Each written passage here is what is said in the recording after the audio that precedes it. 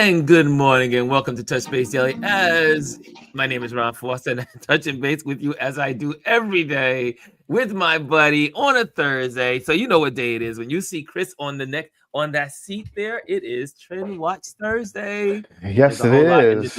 What's going on, Chris? How are you doing today, sir? You know what? I'm doing pretty good. I'm not going to complain.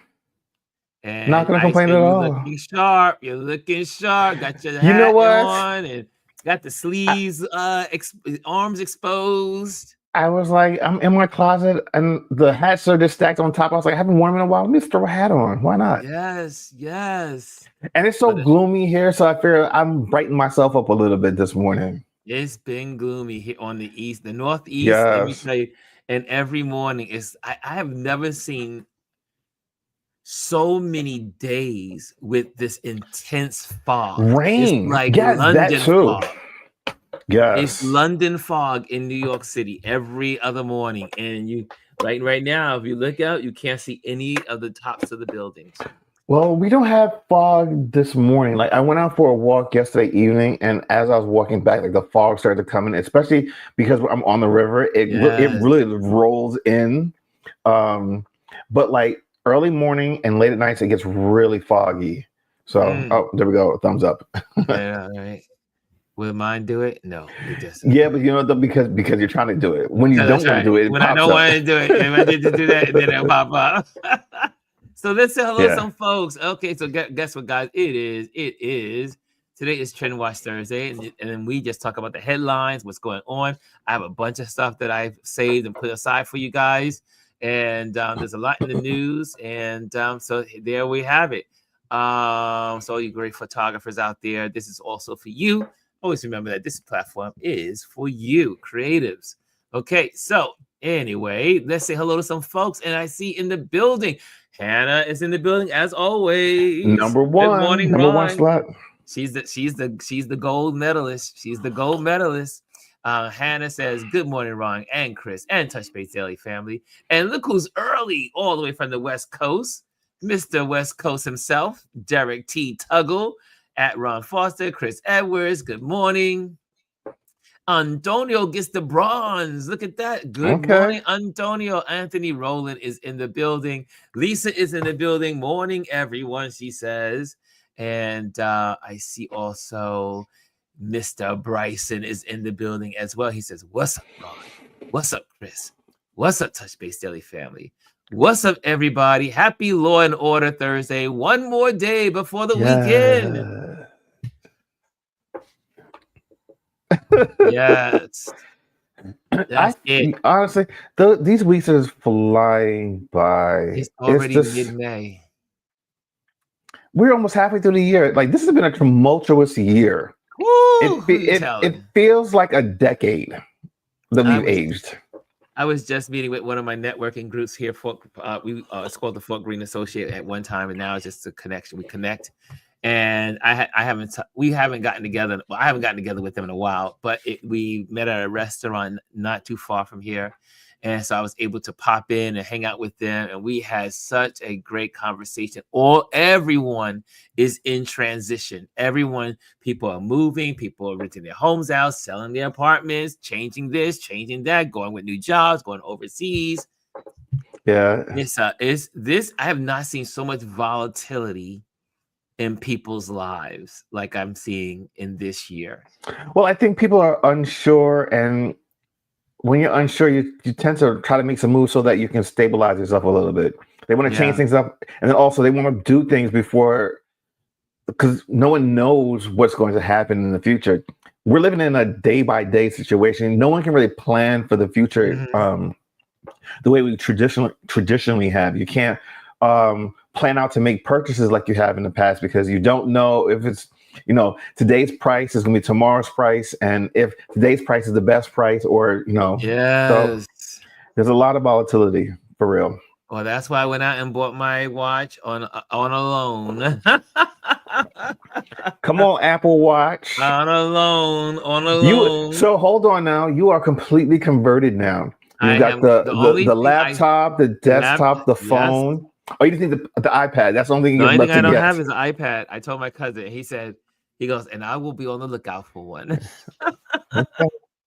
I could not have done this without my cousin. My cousin has been, I mean, for those that know, one of my cousins works for Apple.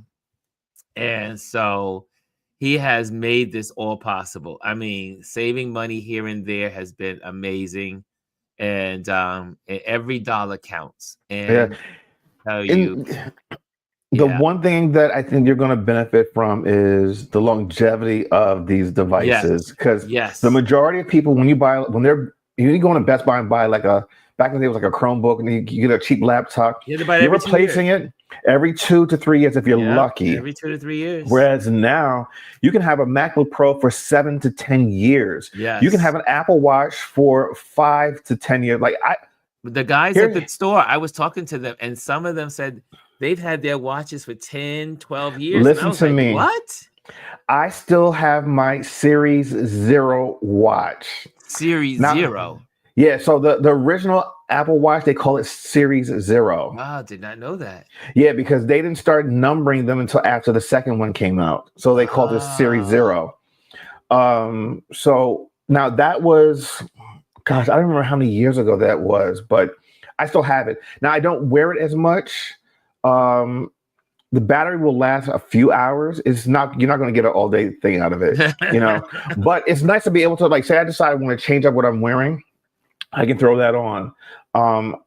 This is the Ultra, the first Ultra. I've had this one for 3 or 4 years now. I think it's 3 years since it's been out. Wow. And I can go all day with this. As a matter of fact, I slept with this on last night, and I always sleep with mine because mine monitors my sleep. Yeah. I have 36% still left. I can probably get 3/4 of the way through the day.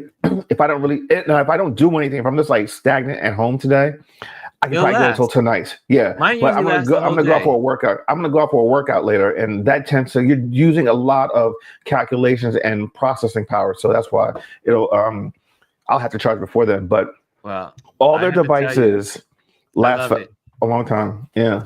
And I like a big watch. Anthony Rowland says, the shoot went well yesterday, but now I'm sweating it out to see if the client is happy with the photos. They're happy. I hate that Oh, though. Antonio, they're happy. They're happy. They're happy. Oh, yes. The first thing in the Come on now. Thank you, Hannah. Hannah's using that dollar bill at the bottom of the comment box. Woo! She is dropping it like it's hot. She dropped it like it's hot. She says, to your Apple Watch, Ron. Yes. Now you can go get that's money towards a band. Well, no, that's for the protective screen that I just ordered last night. That's for the screen I'm gonna put on. Nice. You got to protect the face. They're actually very strong. I've banged mine up against stuff, and I've never cracked it. I'm a banger though. I'm a real banger. I can't walk through my house without banging my arm against the walls. I'm that guy. Okay. Thank you, Hannah. That was so sweet of you. And you guys are now using that little button lately. I mean, you guys are making use of it. Come on now, drop the dollars. Drop the dollars. It's like I should be doing there you go. I'm your private dancer, dancer for This is not that type of show. You can do that. You can do it in the After Dark show that you got. Yes, that's After Dark. Play games and drop dollars. Jazzy says, I always tell people, don't get an iPad unless you actually really need one. Wow. Wow. That's true of any electronics. Don't buy it just for fad or just to say you have it. Yeah. See where it fits into your lifestyle and your productivity, honestly. And Bryson, who's an Android like Gwendolyn, we've got Samsung Galaxy S25 Edge just announced, and it will be available on May 23rd. And it's thin and has 512 gigabytes of memory. That's their new phone. It's going to be the competitor to the iPhone Slim when it comes out in September. It's razor thin. There are some downsides and draws to it, but like I said, it just depends on what you're looking for. Yeah, it depends on what you're used to. one less camera on it, less battery, but that thinness and lightness is what people want. And then it's also it's social status. So you know, I like big watches and big phones. And anyway, that's just me. Roland and Mr. Roland says, I love my Google Pixel watch. Hannah's laughing. She's laughing at me, going crazy over here. And Lisa's laughing as well. And yes, that's me. Bryson says, I'll be getting Google Pixel 9A. Okay. So we've got a good mix of Android and iPhones in the house. And since we're talking Android, I think I hear the doorbell. I think I hear the doorbell because I think I heard the steps of an Android queen. Oh, come on, queen. At the door. The Android queen is at the door. They got that expensive bell. She's at the door. I heard her. I saw her coming up the. Here she goes.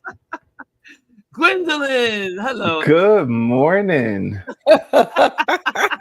I'm sorry. Yes. Wednesday, I'm multitasking. I'm just, getting into some news. I was like, what, girl? So yes, hello, everybody. Good morning. Good morning. You look bright-eyed and bushy-tailed, as they say. Yes, the Android queen is in the building.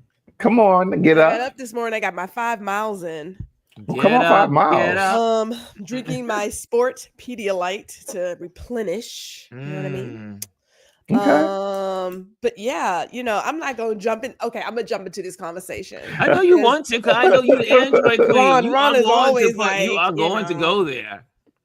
Yeah, I don't know if you saw my private message, but I know, I know it just could be how Ron does stuff. My stuff lasts forever. I mean, I'm still rocking my S8 Plus over here for content, and what have you, and my watches. So, but I saw the private message. We'll keep it in the private message.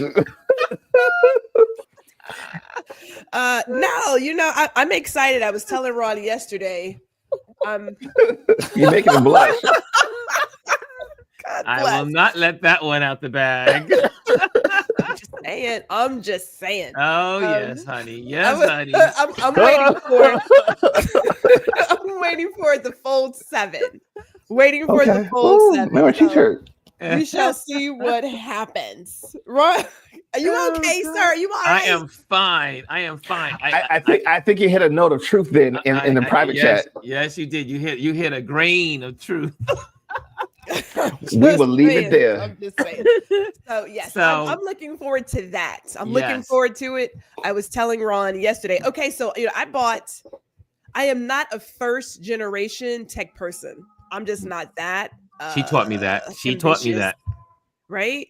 So when I saw that they were creating the folds, I was at the Samsung A37 in New York City. I was like, ooh, that's really cute. I took pictures, but I'm going to wait because you got bugs and stuff. You know what I'm saying? So I didn't do Gen 1. I didn't do Gen 2. I did do Gen 3. So I jumped on the 3 and I was like, oh, this is nice. And then I got the 4. Oh, this is even better. My husband got the 5 and then I got the 6. Have never had an issue, but within 6 months, my interior screen stopped working. Ooh. And I was hot, like fish grease. I was like, fish grease is hot. Ooh, fish grease is hot. And I was going on vacation. So I was literally leaving that night to drive to Houston. So I was like, when I get back, I'll take care of it. But then I thought, well, it's the holidays. I'm not getting holiday traffic. It's not that serious for me. It's just not. And so here it is, May. I'm thinking, okay, well, maybe I'll just buy a new one because I know you can get phones fixed. I don't fully understand that. I'm not going to lie to you. I don't get wait, you haven't had it for a year. Why wouldn't they just go and, I don't know anything about that, Chris. We don't have no time for that conversation. Okay. Well, and this is why I left Samsung. And this is why iPhones work for me. Like, you just go in there and they swap it out. I get why Ron says what he says. I want to make sure we clear this up, right? Yes. Because there is a history. So it's not like my 3 gave me problems, my 4 gave me problems. Like I had my 4 for 2 years because of the color. I buy things based on color. Right? Okay. She had because they had a cute when she color. first started her photography business, I was one of her first portraits that she did, like on the legit, and she came to the house, had the lights and everything. Then she whips out this red camera. Who owns a red camera? I said, Someone who loves the color red. I was like, G is no one can compare to her. She took out a Canon red camera. It had a sleeve on it. I have to protect my investment. but with that said though, so I do things based on color, right? So I skipped the 5. There was nothing cute. They had pink. I was like, oh, I love pink. So I got the 6. So this is the first time I've ever had an issue, because I don't buy phones just to buy a phone. Like, yes, I will have a phone for 4 or 5 years because it goes 4 or 5 years. Like I said, I got an S8 Plus that works just fine. Right? My watches, I gave my watches away because, I get a new watch. So I believe across the board in terms of technology, and let's just add in there home appliances, they all have a certain life, right? They all have a certain life. And if you do things well, like your car or anything else, they will do what they're supposed to do. Now, they're not like they were back in the day when you had like a Zenith TV that had all the junk in the trunk that would go for like decades. They're not built like that. Yeah. Had an issue. So having, but you know what? Here's the thing, Gwendolyn. With these companies, all it takes is for you to have one incident and the company not treat you right for you to get turned off completely. That is true. I haven't had that yet. And keep in mind, this is when you call people who have like what matters to them. Yes, my interior screen is broken. So you would think, oh, I'm going to go back to a candy bar style phone. That is a no. Could I go to Pixel? Yeah, but I don't find it very attractive. That's just me. You know what you like. That is a no. You know what you like, and that's why I know what I like. So I'm gonna go with the 7. When I was in the Apple store yesterday, and the gentleman, he says, so I was asking him questions. I said, how long you been with the company? He's like, 4 years, and we just start talking. And I said, oh, I said, you really like working for Apple? And then he gave me, I said, what do you love most about working for Apple? And then he gave me the list of things he loves. Then I talked to his colleague, and his colleague worked for the Apple store for 18 years. And I said, wow, what do you like? Why do you like working here? He said, I love working with the people. I love helping customers. And went through the whole list. And he's like, I love our customer service. I like how we try to make our customers happy. And that's our policy. And we just going on because I was uploading my updates on my phones to be able to take on this new watch. And we were talking about customer service. And then I said, well, I am a big, if there's anything I respect about retail, is customer service. If you do not give good customer service, I will not be your customer. And I was sharing about me being a visual merchandiser at the Container Store, how we had amazing customer service. We were the top company in the country on the Fortune list and all that stuff. But once we got rid of some of our basic practices, and we lost that beauty of customer service, then we start losing dollars. We start losing customers because people will come to your store, even though across the street is cheaper. And I'm saying this exactly how it was. Yeah. Bed Bath & Beyond had some of the same products we had. They were cheaper, $5, $10 cheaper. But people came to the Container Store because of us. Yep. The people giving them customer service. And you cannot go wrong if you are a business owner and you give ultimate customer service. And so we were talking. I said, so when Samsung messed up 2 years ago in 23, October, I won't forget it. I will never forget it. He sounds scorned. October 23, I was traumatized by Samsung. And I've been a Samsung person from the beginning. But once they put me out to the pastures, when that dude went like this, next, and didn't even acknowledge, are you okay? Is everything fine? And I know that's based on one person, but that's not the first. Yeah, but that's a representative of the company. Pattern, and I could not understand. You came out with a watch 2 years ago, and now you don't have parts for it. I'm like, what? Apple, my friend Elise gave me an Apple Watch because she was like, Ron, you need a watch.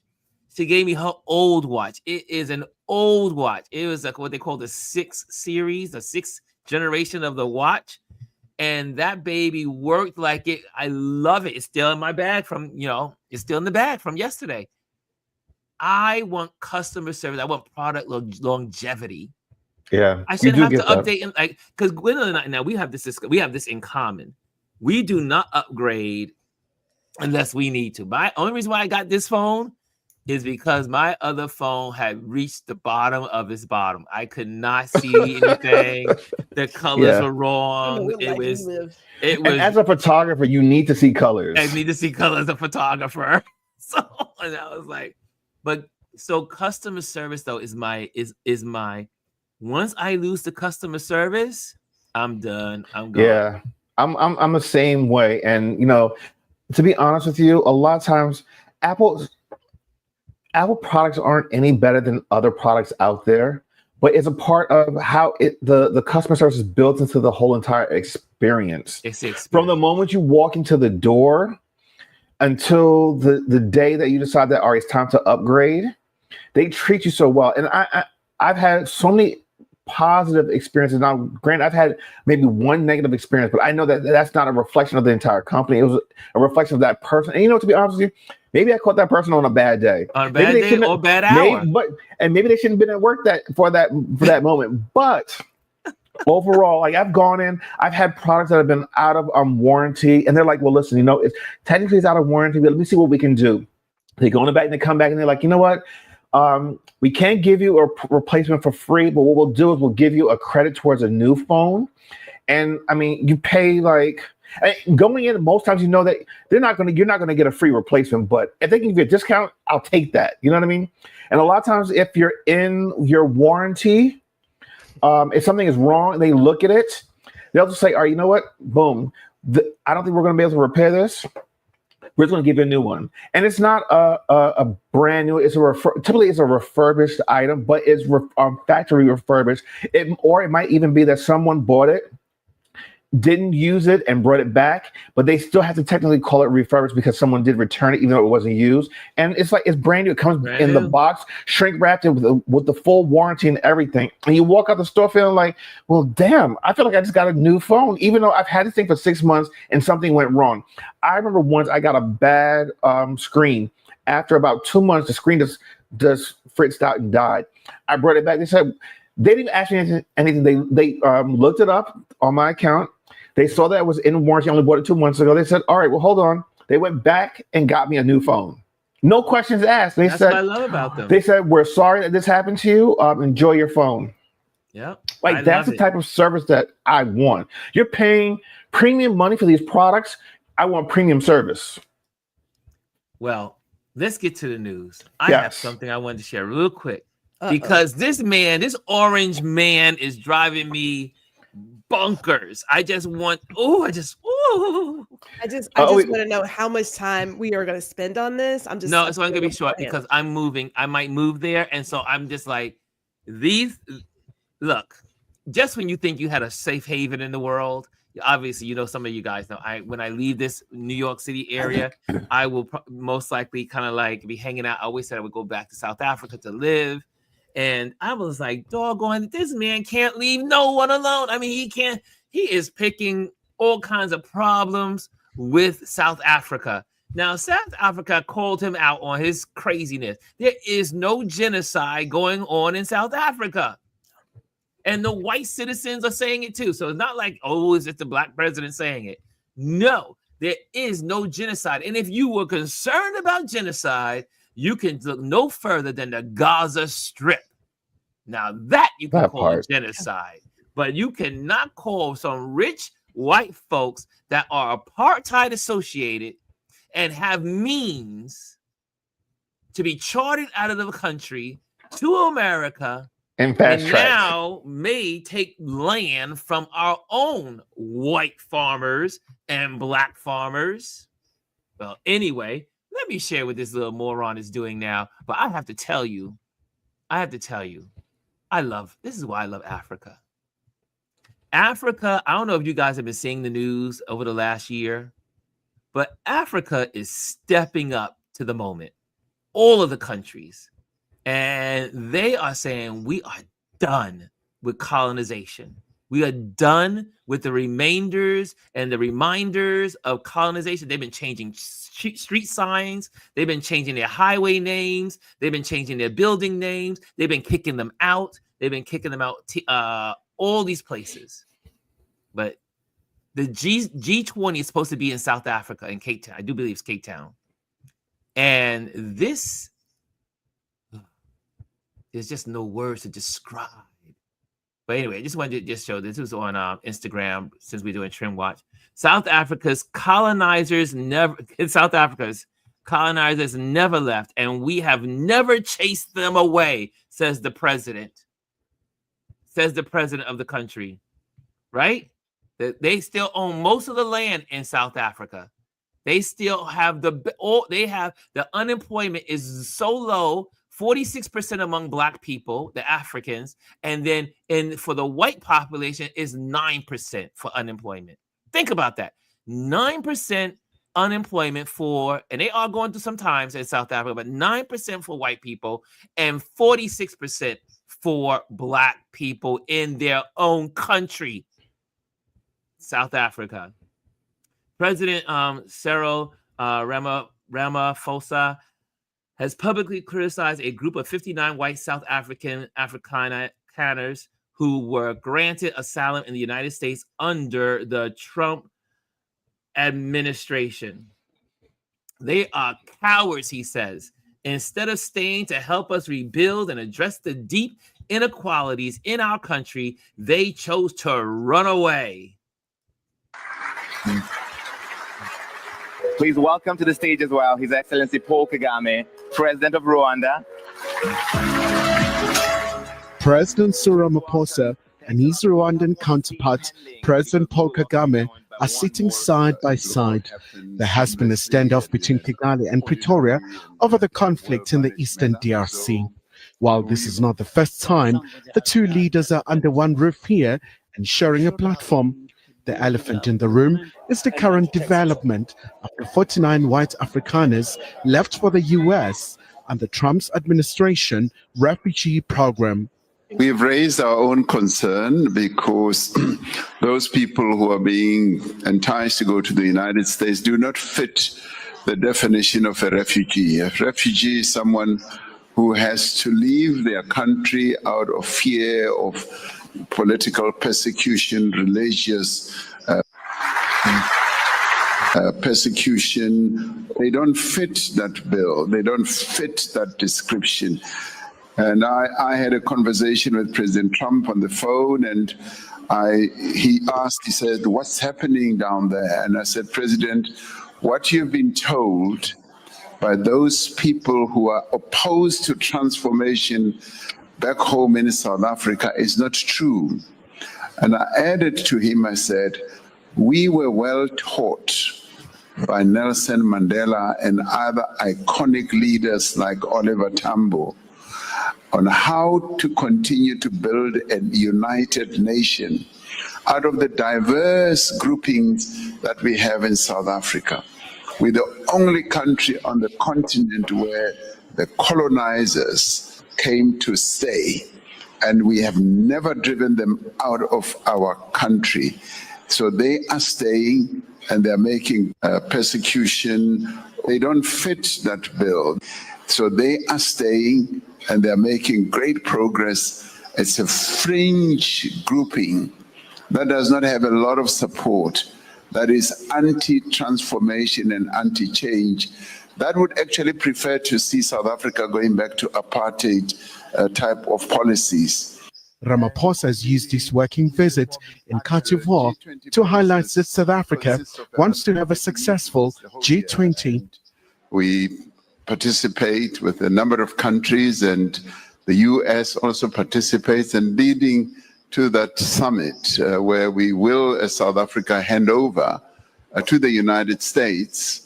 One would hope that it will all happen seamlessly and in an ordinary and well-managed manner. So we will see how this whole process will end up. The current conflict. Oops, sorry about that. So they are staying, and they're President Trump cited alleged genocide against white farmers and concerns over land exportation without compensation as justification for the asylum offers, which does not exist. I will continue to say it does not exist. And all the numbers in the stats in the world news information places and also from South Africa itself, these people are just leaving because they got the offer to leave. And they are part of apartheid background, apartheid life of living. And again, for those that are asleep at the steering wheel here in America, there is a reason why he's bringing these people here. Because they want to bring America more into alignment with apartheid. Just saying. If you're not seeing what's going on, it's the same format that happened as South Africa fell into apartheid. It's a genocide. White farmers are being brutally killed and their land is being confiscated. No, it's not. And here they are.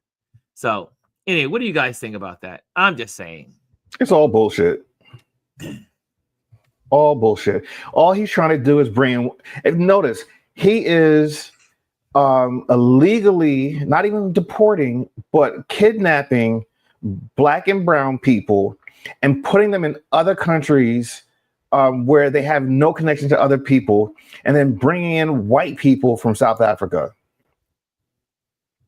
It's, they're good people, so we're going to bring them on the in. wall. Think about that. I mean, it's clear. I mean, this man is so transparent, it's not even funny. Gwendolyn? I have no thoughts about it. I am very particular about where I put my energy. Things of this nature, I give it no play. Gotcha. Like, I get the news and I understand being, engaged, and it's like, hey, great. Here, I heard about it. I'm over it. It's like, can we get on to something else? Because there's always something else. Like there is 5,000 something else's. So I don't give it energy. I don't really care. And it's a distraction. Yeah, it's a distraction. I have no room for distraction. So I have nothing to say. Gotcha. Yeah. So I bring this up because, again, this is a part of a systematic movement that's happening in our country. Again, you see the elimination of all of the Black experts. Everyone that has had amazing credentials in the military, Library of Congress, it goes on and on and on, and have been replaced by white mediocre. They don't have anything to offer, anything that they're leading. They're not even mediocre. I mean, they have no credentials. They have nothing. You can't even say mediocre. They are. Horrible. I mean, most of the people now that are in the government come from Fox News. Let's let this sink in. Yeah. Fox News. Excuse me, Fox Entertainment, because it's not news. Let's be for real. They're not journalists. Yeah. So anyway, that was my thought. Any other headline you guys wanted to talk about? I just wanted to bring that up, but because it was something that was in the news. It's trending big time online. And I said, that was something that was fascinating. If I may. Yes. When we say it's trending in the news, these are the people who are complicit with talking about things that really shouldn't get as much play as it does, right? And the way that they craft the story, it is very well skewed a certain way.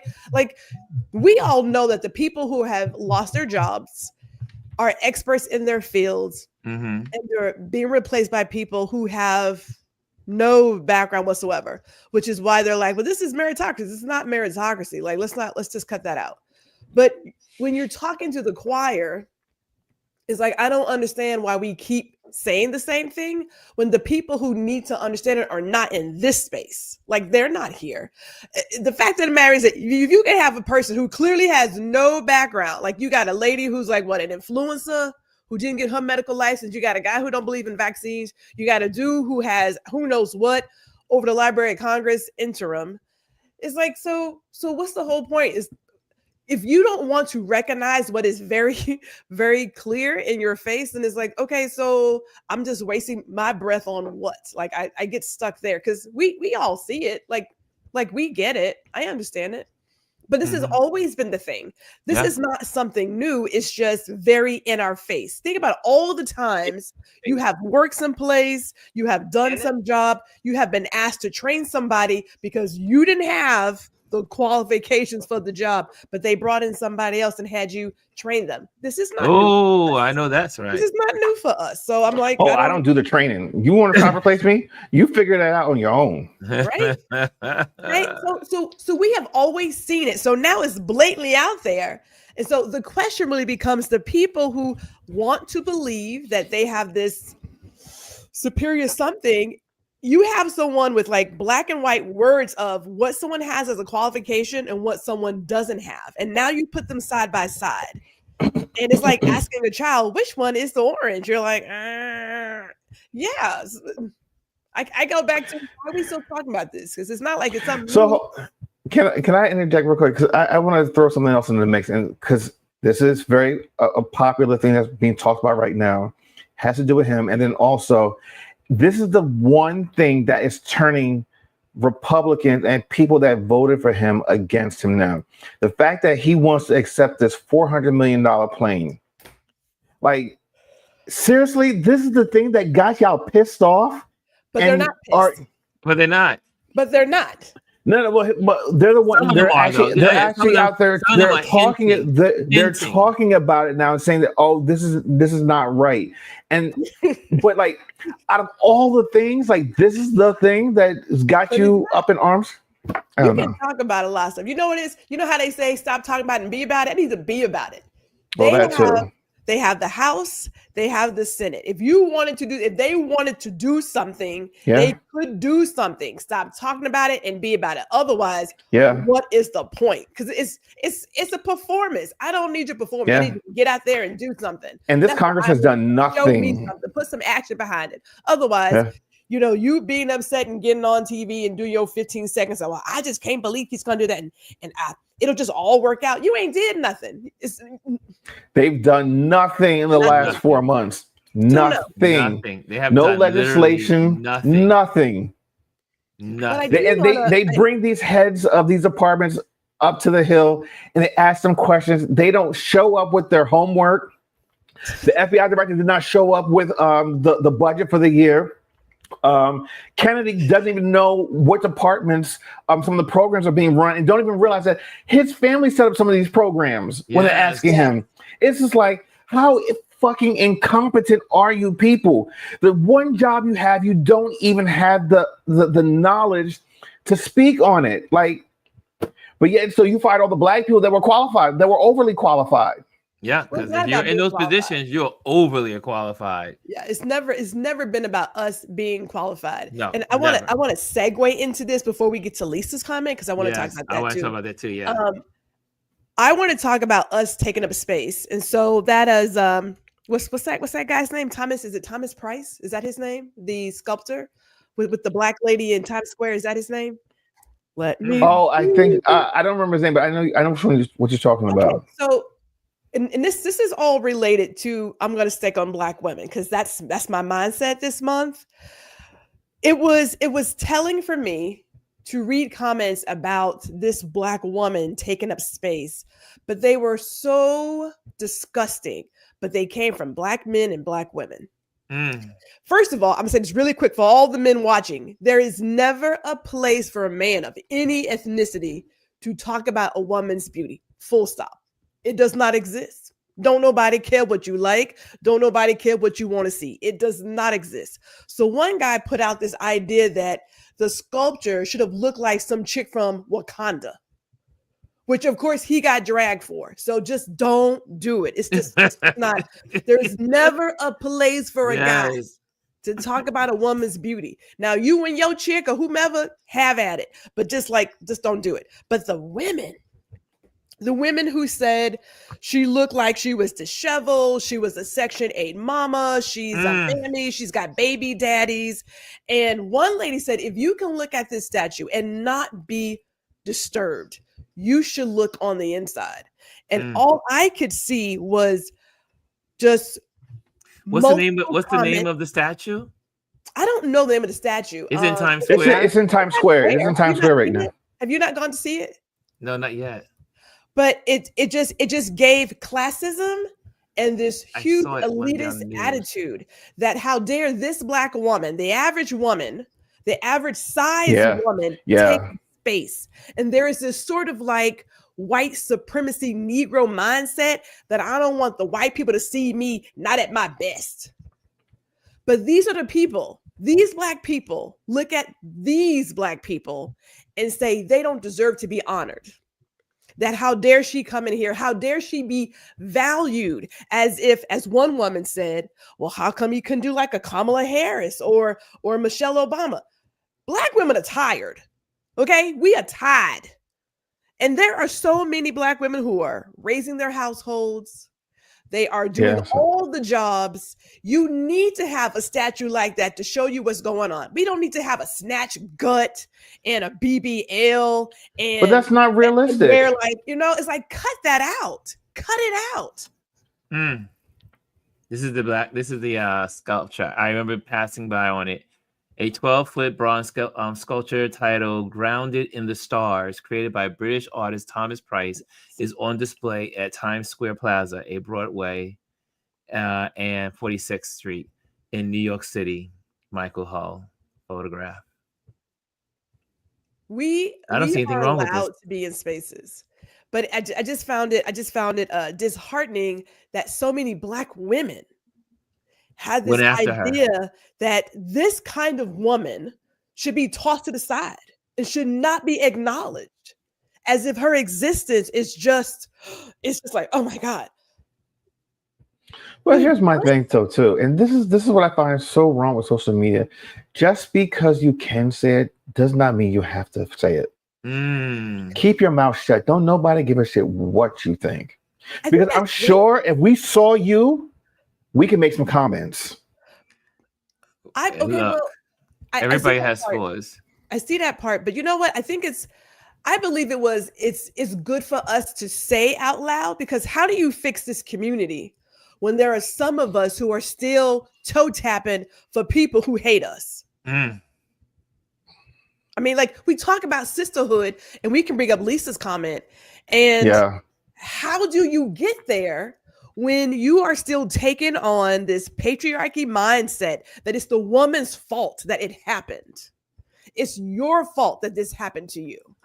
It's the same thing where you have this good girl mindset of, well, good girls don't do this. And if you got pregnant, well, something happened. This is on you. Or if you were assaulted, then what did you wear? What did you say? It's like, why are we still doing that? But we can't get there until someone opens their mouth and we can have a very upfront conversation with, please tell me where you got that from. I mean, it's the same thing with the conversation we talked about when it Felicia Rashad that was talking about the girls. Now, you know, I had to bring it up since you brought it up, since you went there. And you know, there's a generation of folks see the world in a different way, and it was acceptable to say those things in that world. But today is a different world, and people need to be accepted for who they are, and not judged by your standards of your grandmama. You want me to? Go ahead, Gwendolyn. This is all yours. Right. Okay, so this is your baby, because I know. All right, so I literally have a video sitting on my desk because I just can't seem to hit that button. Whenever I think about the comments that Felicia Rashad made and other women like her, it angers me because I get that they come from a place where a woman was seen as property, right? And Black women were definitely like tossed to the side. So if you were assaulted in your home, especially in the South, they could care less. They don't care. It's like, whatever. So now we're here where women have rights. We can own our car. We can have our own education, have our own money. And more importantly, we own our bodies and our presence. When Janelle Monáe comes out and does what she does it for herself. We're not getting dressed for a man. We're not trying to get chosen because we choose ourselves. We do what we want to do for ourselves. If I want to go out here, ass and titties out, I can do that. Now, you know, my husband would probably be like, man, we are no longer in the place of, I need to get this man's attention to be seen as worthy. Those days are over. And so for the women who keep bringing that narrative along and want to shame people, you know what? Y'all about to kiss some hands, like real talk, because we are over it. Those days are gone. They need to go away. Women are not property. Cassie was abused. She shouldn't have to prove that she was abused. She shouldn't have to prove that. Like, that's so ridiculous. Even when they talk about what happened to her, it makes it, they frame it as if she's the reason why it happened. Not that that's sick. I almost said something. That guy has the problem. He has the problem. He is the problem. But the news does not frame it that way.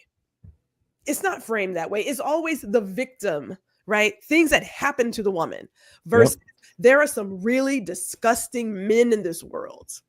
Yes. And have always been. We talk about trans persons, people of a trans experience. I have never felt threatened by anybody who was trans. Never. But you get a group of men someplace and you're thinking, can I just walk past them and not get a catcall and not get something else said to me? Or even when they say, well, you know, if you smile, you would be cuter. We have so much work to do. So much work on both sides because there are women who are part of the problem as well as men.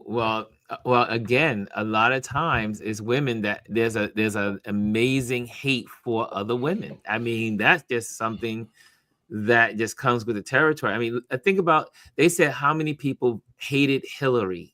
It wasn't the men that hated. It was the women.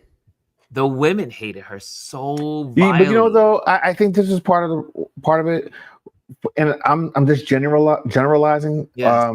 Women tend to hate other women that are doing better than themselves, and that's something that is taught as little kids. I was listening to the Views Behind the Table yesterday. They had Jamila, I forget her last name.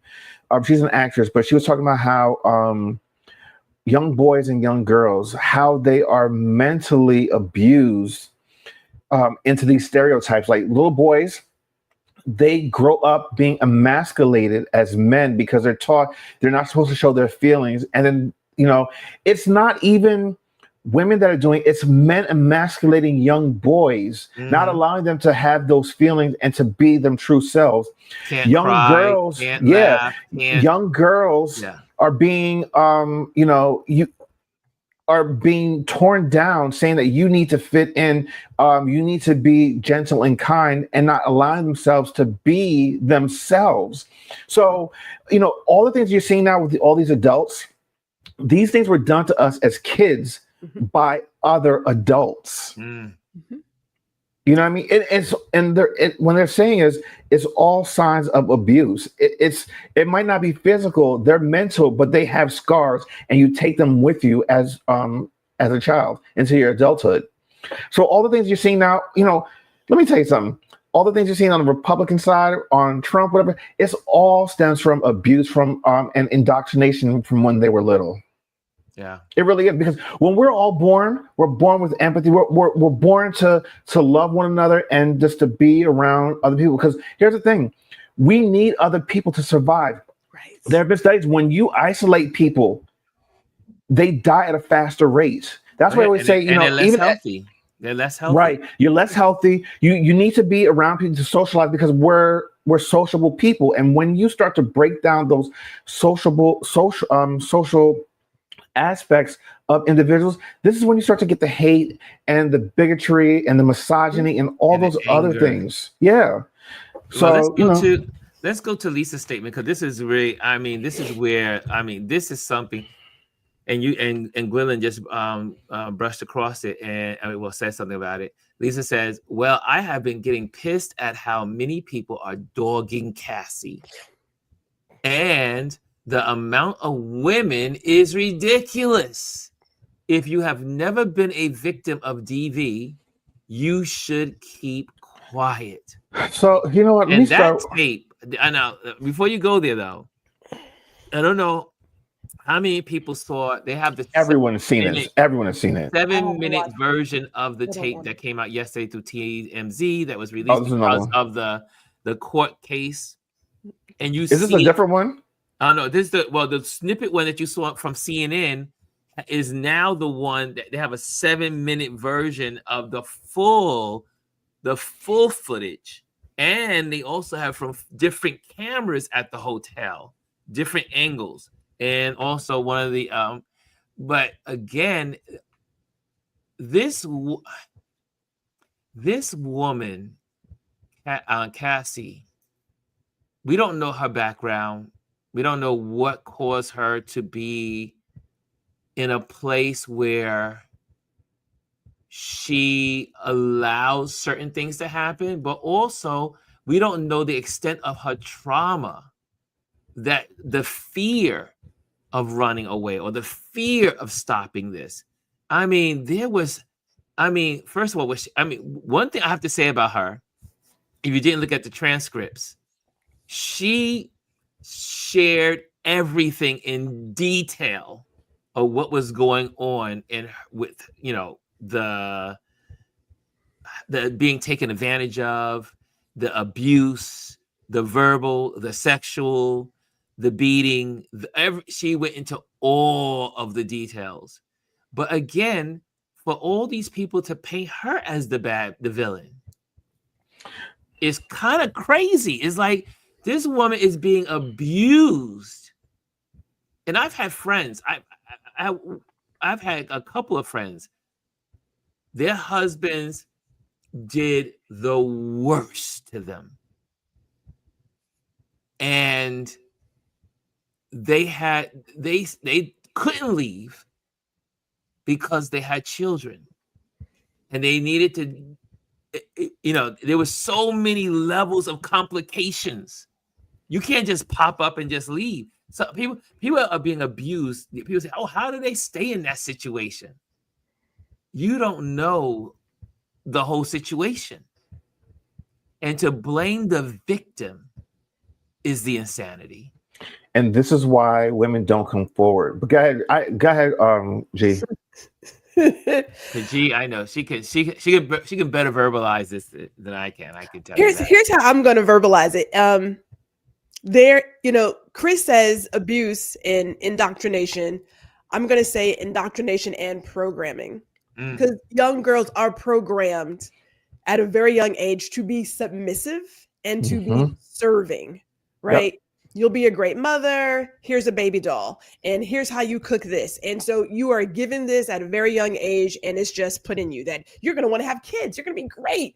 Right. So fast forward to when you meet the person, and let's also add some other messaging in here that, oh my God, he hit you. That's because he likes you. That's some bullshit. Remember that in school? I know we've all heard it. We heard that. We did hear that. This guy hits you, pushes on you, whatever. It's probably because he likes you. He has a crush on you. And we just roll with it. Like, that's a sign of affection. Right. Now, I'm an extremely intelligent chick.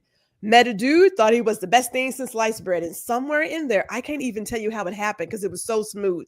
But he was verbally abusive to the point where I was doing things, changing my hair, dressing a certain way.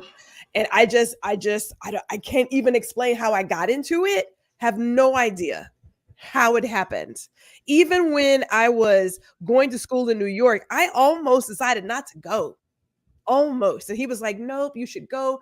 I don't want you to blame me if you're not happy, yada, yada, yada. And it was only after I got out of my circle. Now, mind you, my parents knew him, but I never told them anything he said to me. Like, he wouldn't hold my hand because I worked in retail. And as far as he was concerned, my hands were too rough. So you need to figure that out. I could not walk beside him. I walked behind him. I was spending money I didn't have to get him clothes, shoes, music, books. I can't tell you how I got it. When I look back, I think to myself, you do things to keep him happy. And if buying things make him happy, then he's happy. And therefore he loves you, right? These are the things we tell ourselves. And then you get outside of that circle and you start looking back and saying, this little raggedy Negro, I don't understand why I'm still here. Like, I'm not getting it, but it didn't end there. We're talking when I was in New York, Ron, 2006. right? Mhm. Dating a man in New York. This guy pops up out of nowhere and says, I want to come to New York. I want you to show me around. You would think being apart and no longer dating this guy, I would be like, no. Do you know I went to my boyfriend and said, are you okay if he comes and I show him around? And he was like, well, if you want to. What? Well, hold on. Pause. Now I want y'all, but before you go there, Chris, I want we are a community here. Y'all know Gwendolyn. Gwendolyn is a tough cookie. She is tough. Yeah. But again, here she is telling her story.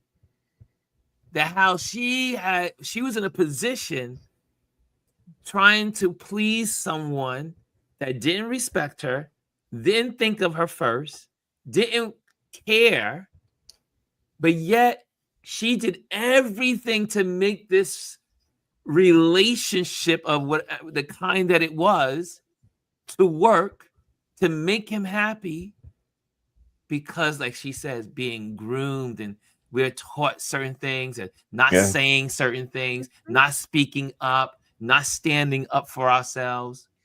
Gwendolyn's giving y'all truth. Yeah.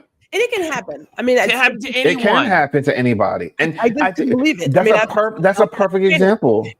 He was cheating on me when I was still in school, like an FIT. I got dumped through an email of all the things, right? And I was like, so we are separated, but he found me. This is 2006. I'm dating somebody else. And yet still there was this mental hold. I cannot explain it. So he ended up not coming. He changed his mind. And I remember him sending me an email saying, if you can't email me with like a real message, then just stop talking to me. Cause I don't like these chain letters. I don't like this. And there, I was going through my transition of finding my voice. And you know how they tell you, like, your counselor says, write the letter, but don't send it. Right. But get your words out, get your feelings out on paper. So I did that exercise, but I sent that bitch. I was like, we are stopping this. We are stopping it. And it just over time. So that's the thing though. We're all, as you said, programmed to be like this, and it takes that courage. And I think this is what people need to realize. Cassie had the courage to step out and say, this is what happened to me. She knew she was going to get dragged, but she had to do it. And there's other things that go along with it. But then here's the thing. She was the catalyst for the floodgates opening for everyone to see who the fuck he really was. Because let's just be very clear. Diddy is a disgusting human being. What he did to this woman and to everyone else around him. Because here's the thing. He was blackmailing a lot of people. And this is someone that he said that he loved. What he did to this woman, what he had done to this woman, had other people do to this woman, and you got women out there dragging them. How dare you?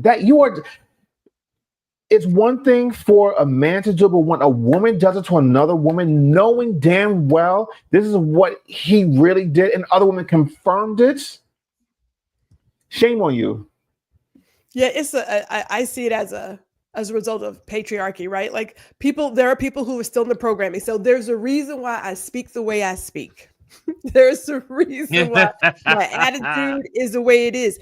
It takes a lot to let go of what you have been programmed from a kid.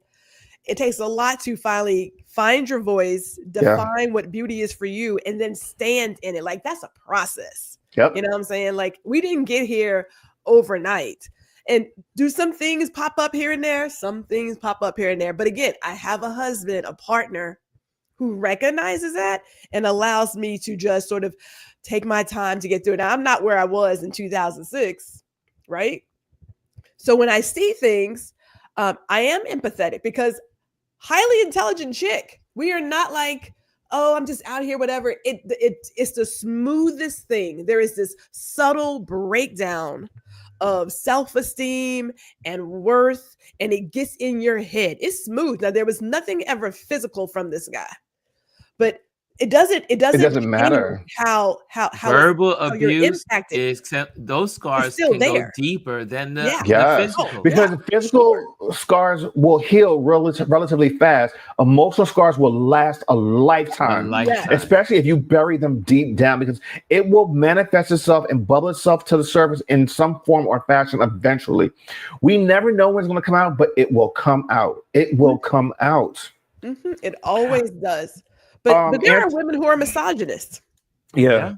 I want to. Anthony has said Stockholm syndrome is a real thing. Yes, it's true. That's definitely Stockholm syndrome. Like you know, they're victims. They are victims. And when you have someone who you think that you love, that is so there to protect you, and they do all these things to you, you think that, all right, well, I guess I deserve this. This is the type of treatment I deserve, and I need to do these things to keep this person happy, and I don't want this person to hit me anymore. And you know what? Who's going to believe me if I say that, oh, he's doing this to me? You know, that is a story that is said over and over and over and over and over again. I know people like this. I've known people like this. And here's the thing, and this is so true. You can't tell someone who is being abused or a victim of someone else's abuse, they need to get out. Because they cannot see it unless, you know, the only time that they can make a change is when they're ready to make a change. You can be there to support them, but they're not going to make that move until they are ready to. Because here's the thing, something can happen to them and you go in, you pull them out of that situation, they will always find a way to go back until they're ready to not go back. I've seen it. And I've seen it. Gwendolyn told me a lot of this story years ago, and I was like, "Wow!" Because this is, and when Gwendolyn told me this story years ago, I said, "Here's a woman I know personally is a strong woman, carries herself, educated, full of strength, and if it can happen to her, she's one of the people that I was like, wow, this is real, you know, because a lot of times I know when I was younger, I was like, why do they stay in this relationship? Why do they do this? Why don't they just leave? But it's not as easy as you think it is. It's not as easy. And grooming, like Lisa said, that grooming took place for Cassie since she was 17 years old or whatever age she met him. And we don't know all the psychological talk and the badgering and the words, but because for a young girl to mistaken or to feel like this man loves me, but he has me having sex with all these different men and they're doing all kinds of nasty stuff to her, and he's sitting back and enjoying it as they're doing it, that's not love. But in her mind, some way, somehow, it was connected to that this guy loves me, this guy cares about, or whatever it was going through. We don't know what was going through her mind. Plus, a lot of it has to do with celebrity also. You know, you put these young girls or just young people in these situations where you have people that have power, money, and fame and celebrity, and they're like, well, oh my God, I should just be honored the fact that this person has chosen me to be around them. So whatever they do, I'm just going to stick around because I just want to be in that space. You know what I mean? I want to go back to Bryson's comment because this is something that's constantly in the news. And Halle Bailey just filed a restraining order against her baby's father because he had been abusing her as well. No. Yes. And there's a photo. I don't know if she put it out there or someone got their hands on a photo of hand marks on her arm. And, you know, it doesn't matter who you are. You could be, you know, Becky from around the corner, or you could be a celebrity. It can happen to anybody. Yeah. It can happen to anybody. It happens to men. It happens to men. Hello. Yes, it does. Remember, was Liza Minnelli was abusing her husband.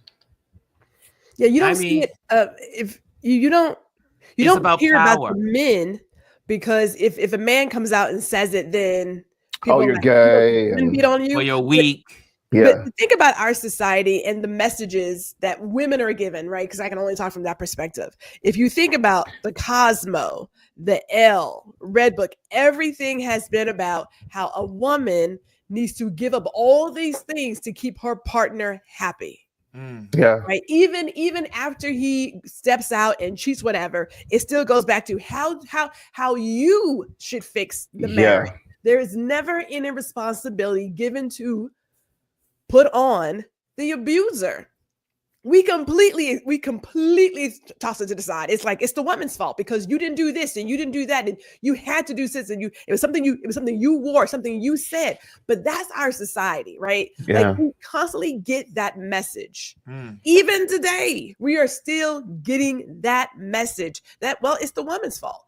And I'm gonna real quick. Let's just use our election season. Right? Forget the fact that you got misogynists and haters and all this other stuff. It's because she didn't go on this podcast. It's because she didn't do this. She didn't say. It is always the woman. It's always an excuse. Didn't go well. Yeah.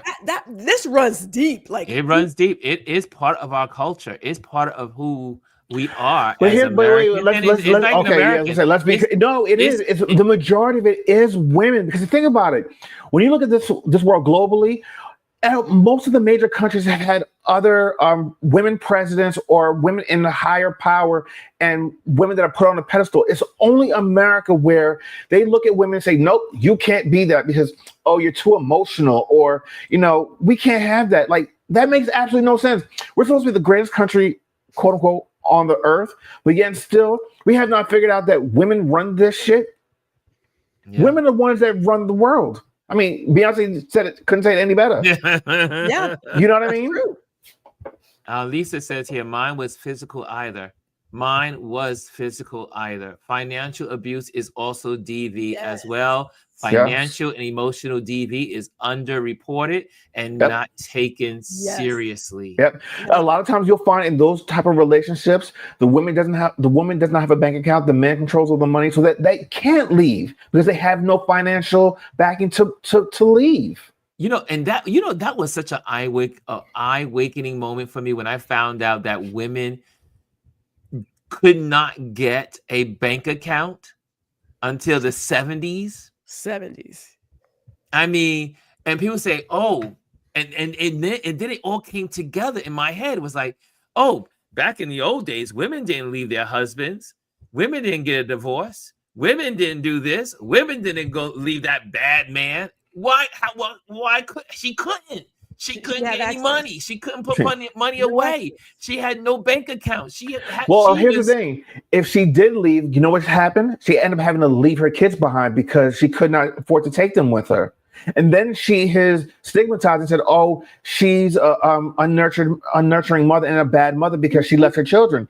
Because she had no choice. Either she's going to stay in that marriage and die or have her kids watch her be abused or leave. They didn't have a choice.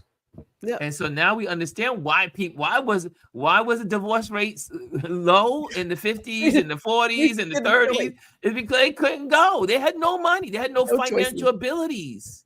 Yep, no access. Again, the moment that women could get a bike and had access to education and finances and all the things, then it became, no offense, dude, I don't need that vitamin D and your foolishness. I can do that by myself. Yes. I don't have to do that, which is why you have this thing where they talk about all these young men who are lonely and whatnot, because women got access and got a different program. Men have never been taught to be real partners and how to show up. They think, well, I'm a dude. I got a little swingy something. That should be suffice. That's not it, partner, because I can go buy that at the store.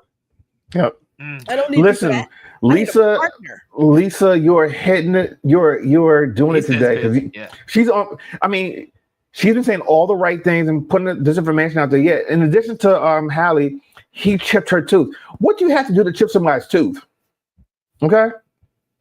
But again, this wasn't just at the elevator that we saw. That's just what got into the public.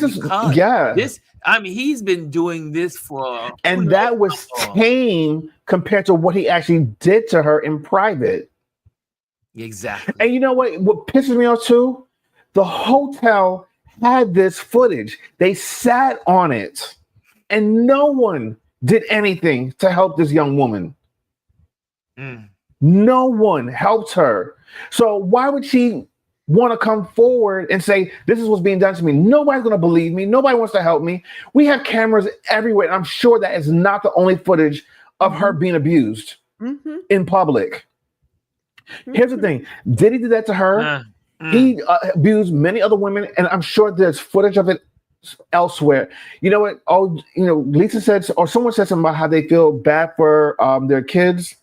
I don't know if I feel bad for them, because I'm sure that they probably know that their father was doing this as well. Oh, yeah. I believe so. But you know what I mean? You want to hear something? Derek says men are abused as well, but they are ashamed. They are ashamed if they report it to a I'll tell you a story. I remember when I first started hanging out in the village. I was in my car one evening, hanging out. It was a summer night. Everybody's moving down through Christopher Street and just kind of just chilling, and the music's going. And this gentleman was on the fence, like right next to my car window, like just hanging out. Really good looking guy, just hanging out there. And he was waiting for hours. I mean, because I was just in the car just listening to my music, and it was an hour. But then it started to pour. And I was talking. I was like, "Hey, dude, are you going anywhere? Because it's pouring." And he said, "No, I gotta wait here for my his friend, and which was his boyfriend." And I said, "Really?" I said, "But you're getting drenched." I said, "You can sit in the car if you want to, it's to get dry." And so he sits in the car. He comes into the car. We talk, and he starts telling me the abuse of his boyfriend. How he was young. His boyfriend was like 20 years older than he was.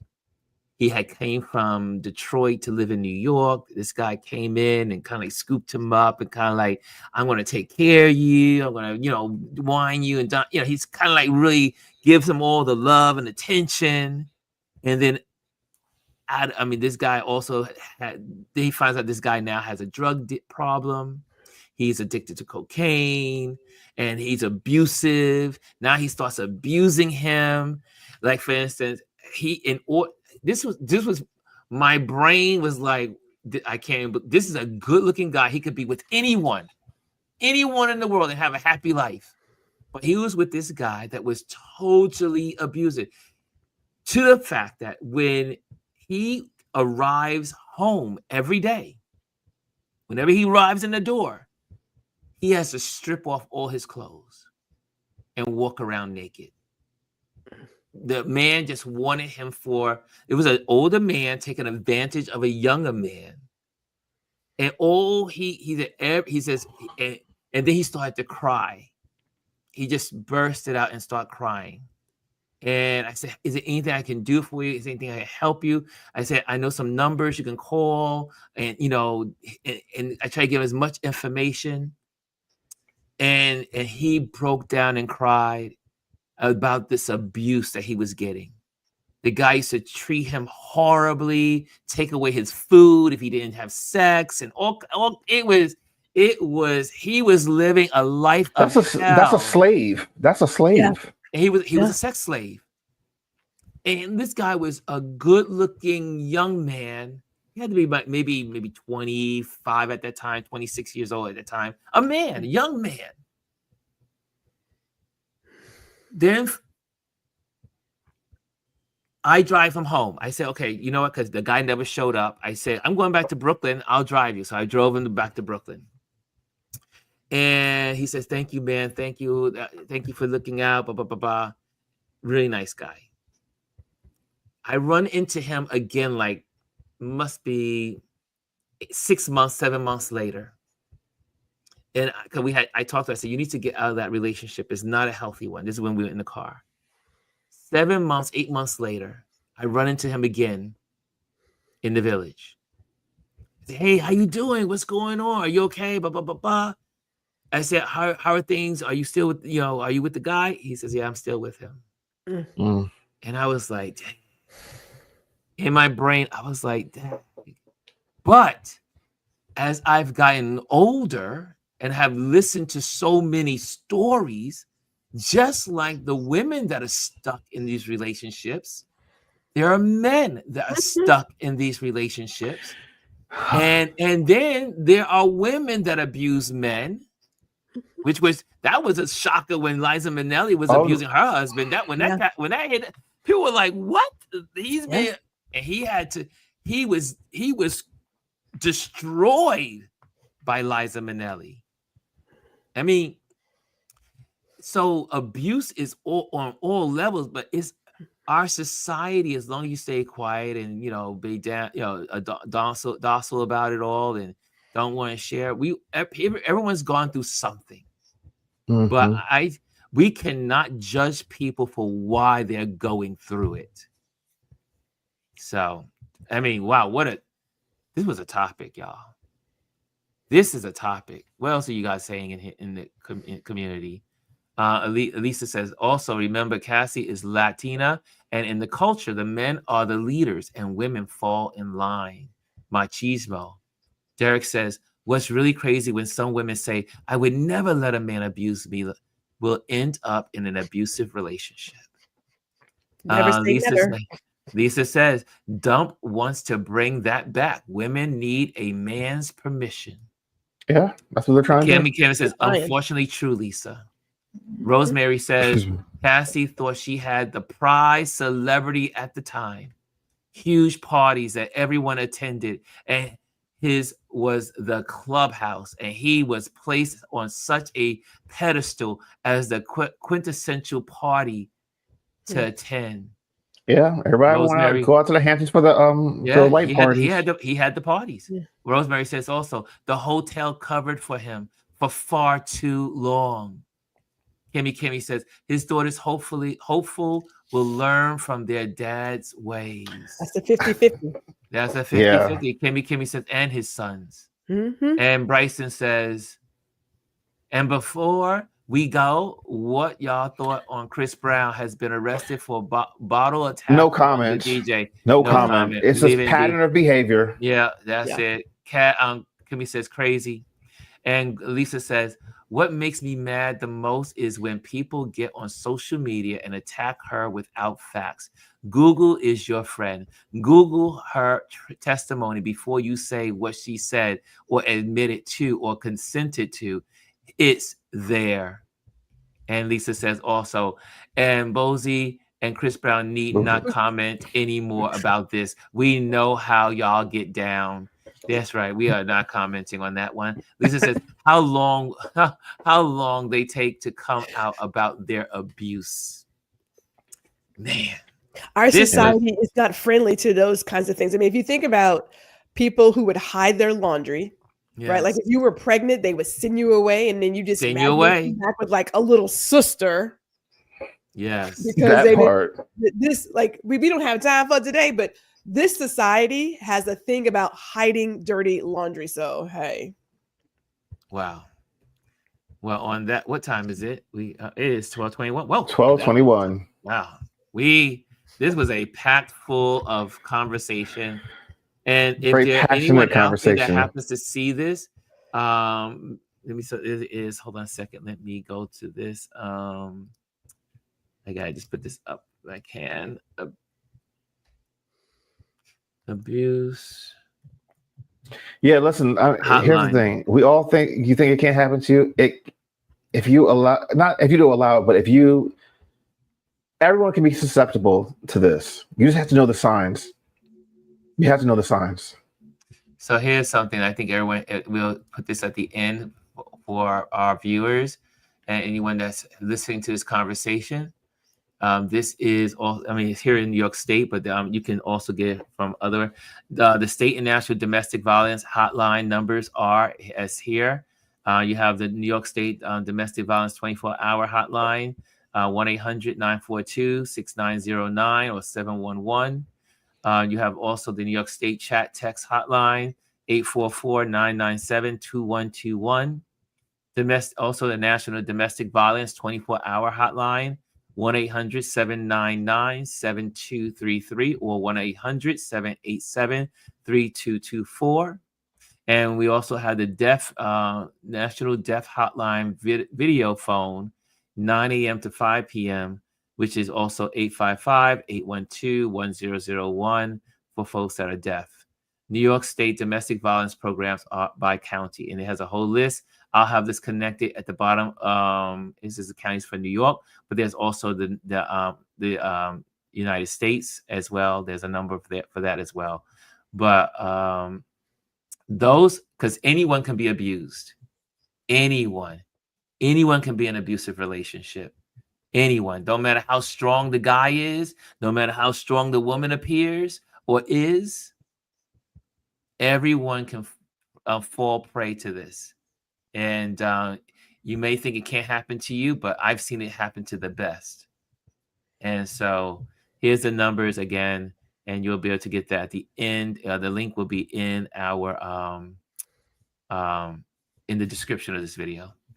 Okay, wow, what a conversation. Oh man, guys, thank you for sharing your heart. Gwendolyn, thank you for your transparency and sharing with this community and being here and just laying it out as it is. And I could not, I mean, there's no words.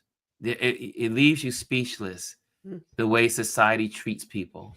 Mm-hmm. And wow. Thank you, Lisa. Thank you, Lisa, for driving a lot of this conversation and bringing this on the radar. Because again, and most people don't, and you know, we here in this community, we talk about, but a lot of the stuff doesn't happen in a small cosm. Whenever these little things, like when these moments appear in public, like I always say, I always like to use these situations that come into the news or come into the forefront as educational moments, because guarantee it, that's not the only case in the world. There are a lot of abuse, a lot of people dealing with trauma, abuse from so many places and levels of society. Okay. Anyway, woo, go. I'm just gonna leave it like that. I'm not even gonna do my announcements. Other than we are still tomorrow's the last day. We want to try to get the fundraising done for our kids at the IT Information High School in Queens. So let's try to still support. That will be. Let me just give you the that I want to put on the screen, because that's so important. So this is on the GoFundMe. You can just go to my name on GoFundMe, or you can just go Touch Base Daily on GoFundMe, and you can support our young folks who are graduating. We do this every year, and we support the kids with their graduation gowns and oops, I hit the wrong thing. The graduation gowns, and also their prom is happening next week. So let's try to help some of these kids. They work so hard, and their situations, they come from such, to be a young person in a big city and not have money and come from another country and be an immigrant and all the boxes that get checked off in that area. It's hard to make ends meet for parents to get their kids to these things. I remember my mom could not afford to do my prom, could not afford to get my high school ring. It's rough when you're a single parent, or if you have both parents and you just don't have the funds. Mm-hmm. Okay, so let's support them. And yeah, I think that's it. And let me get this off the screen. And but yeah, go there, and I will be posting it again continually on Instagram. Okay, guys, thank you so much. Love you guys. Love you, Gwendolyn. Love you, Chris. Thank you so much for sharing. What a conversation. Guys, enjoy the day. It is Thursday. Tomorrow's Friday, Focus Friday. We'll be focusing on accounts that inform, bless us, encourage us, and inspire us. Later. I'm out. We're out. Bye. Hello, and thank you for joining us today. Make sure you hit the like, the subscribe, and leave a comment on this video. I would love to hear from you. Thank you again. Until I see you next time.